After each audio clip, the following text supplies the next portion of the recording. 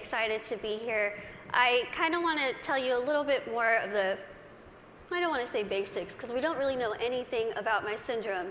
I was born with this very, very rare syndrome that only 2 other people in the world, including myself, that we know of, have. Basically, what this syndrome causes is that I cannot gain weight. Yes, it does sound as good as it is.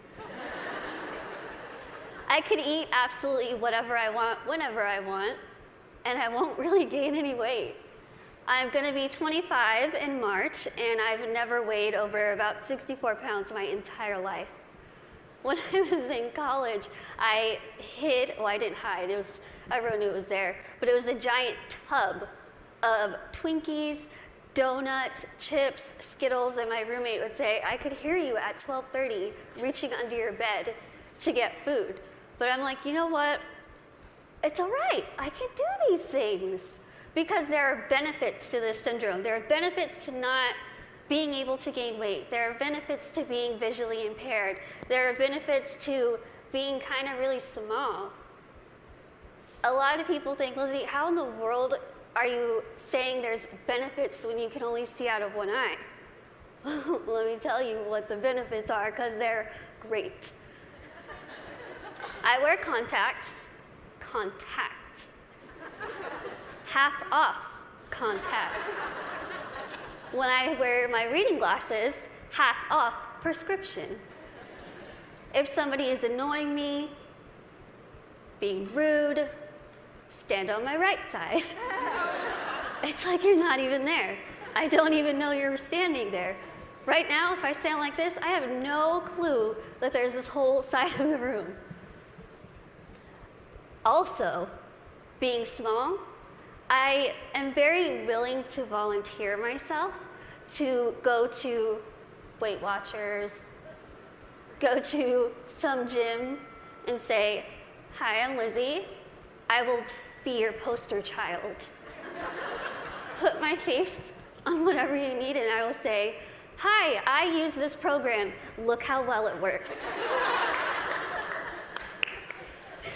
Even though there are really amazing things that have come from this syndrome, there are also things that have been very, very difficult, as you can imagine. Growing up, I was raised 150% normally. When I was my parents' first child, and when I was born, the doctors told my mom, your daughter has no amniotic fluid around her at all. So when I was born, it was a miracle that I came out screaming. The doctors told my parents, we just want to warn you, expect your daughter to never be able to talk, walk, crawl, think, or do anything by herself. Now, as first-time parents, you could think that my parents would say, oh no, why? Why are we getting our first child to have all these unknown problems?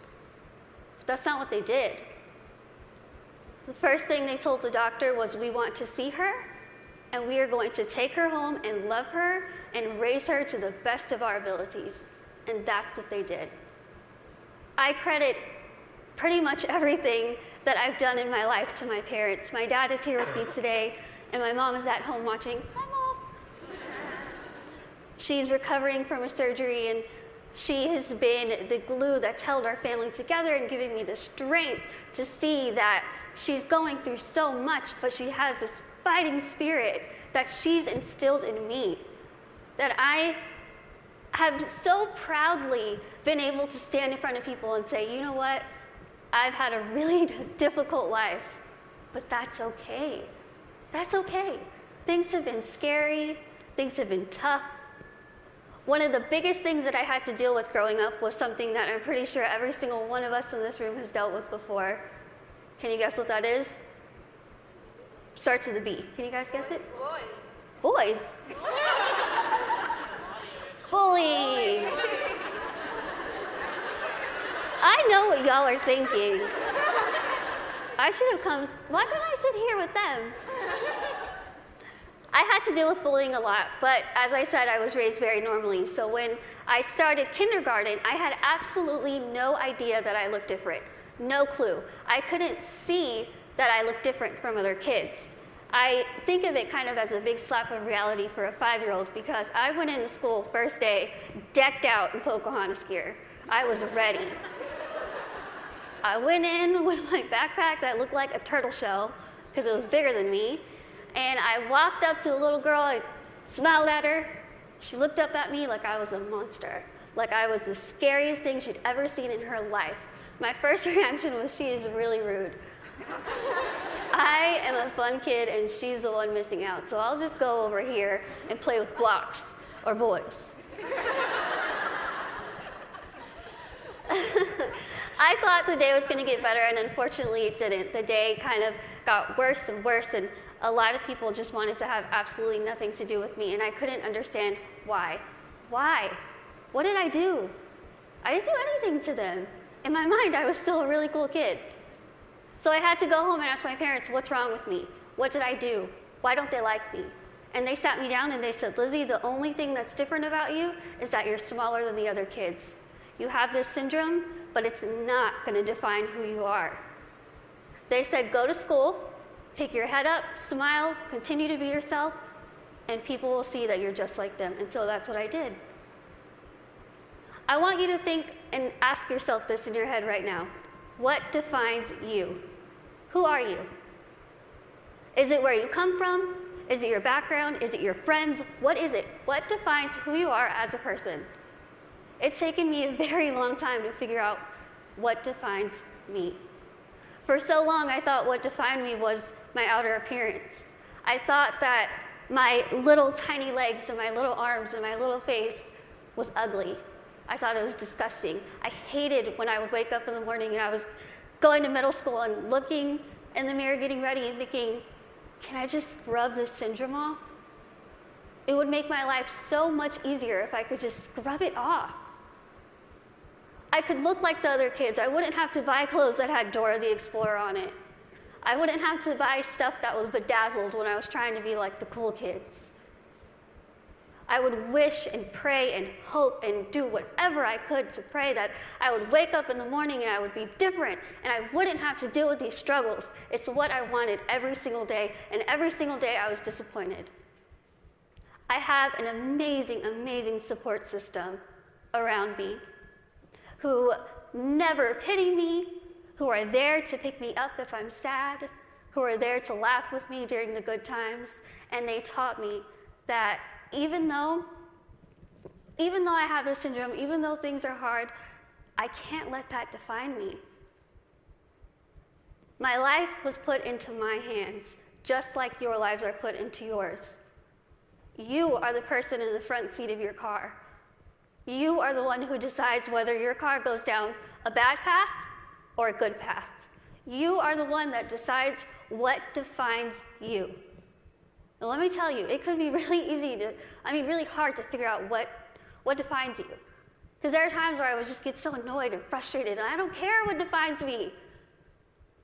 When I was in high school, I found a video, unfortunately, that somebody posted of me, labeling me the world's ugliest woman. There were over 4 million views to this video, 8 seconds long, no sound, thousands of comments. People saying, Lizzie, please just do the world a favor, put a gun to your head and kill yourself. Think about that. If people told you that, strangers told you this. I cried my eyes out, of course, and I was ready to kind of fight back, and something kind of clicked in my head, and I thought, I'm just going to leave it alone. I kind of started realizing that my life is in my hands. I could either choose to make this really good, or I can choose to make this really bad. I could either be grateful and open my eyes and realize the things that I do have and make those the things that define me. I can't see out of one eye, but I can see out of the other. I might get sick a lot, but I have really nice hair. Thanks. You guys are like the best little section right here. Why did you lose my train of thought? Okay, where was I? Hair. Okay, thank you. Okay, so I could either choose to be happy or I could choose to kind of be upset with what I have and still kind of complain about it. But then I started realizing, am I gonna let the people who called me a monster define me? Am I gonna let the people who said kill it with fire define me? No. I'm gonna let my goals and my success and my accomplishments be the things that define me, not my outer appearance, not the fact that I'm visually impaired, not the fact that I have this syndrome that nobody knows what it is. So I told myself I'm going to work my butt off and do whatever I could to make myself better, because in my mind, the best way that I could get back at all those people who made fun of me, who teased me, who called me ugly, who called me a monster, was to make myself better and to show them, you know what? Tell me those negative things, I'm going to turn them around, and I'm going to use them as a ladder to climb up to my goals. That's what I did. I told myself I wanted to be a motivational speaker, I want to write a book, graduate college, have my own family, my own career. 8 years later, I'm standing in front of you, still doing motivational speaking. First thing, I accomplished it. I wanted to write a book. In a couple weeks, I will be submitting the manuscript for my 3rd book.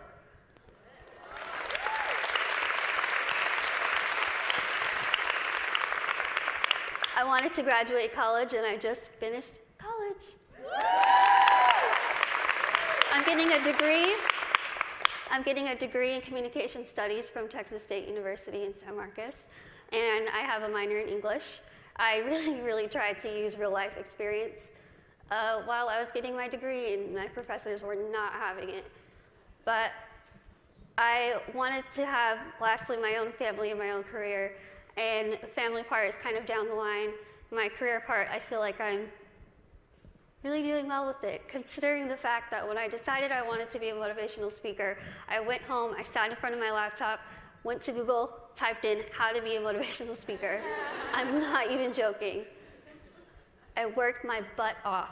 I used the people who were telling me that I couldn't do this to motivate me. I used their negativity to light my fire to keep going.